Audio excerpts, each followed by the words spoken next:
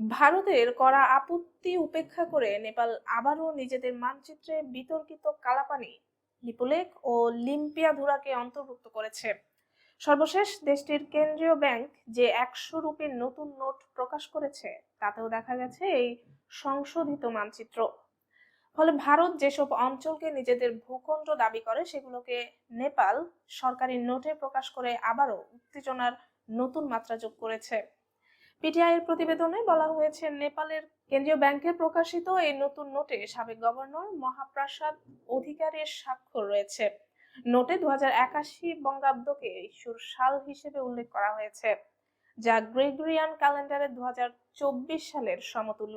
ব্যাংকের একজন মুখপাত্র জানিয়েছেন, পুরনো 100 রুপির নোটেও মানচিত্র ছিল, তবে সরকারের সিদ্ধান্ত অনুযায়ী তা সংশোধন করা হয়েছে।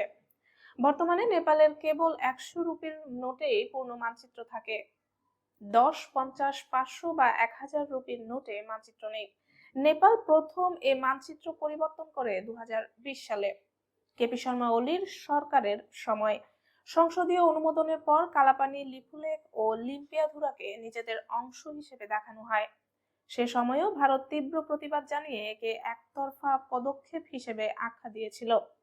গত বছরের মে মাসে নেপালের কেন্দ্রীয় ব্যাংক প্রথমবারের মতো নোটে ওই মানচিত্র ছাপালে ভারত স্পষ্ট জানায়, এই কৃত্রিম সম্প্রসারণ কোনোভাবেই গ্রহণযোগ্য নয়। নেপাল দাবি করে বিতর্কিত এই 3 অঞ্চল ঐতিহাসিকভাবে তাদের ভূখণ্ড। অন্যদিকে ভারত বলে থাকে এসব এলাকা উত্তরাখণ্ড রাজ্যের অংশ।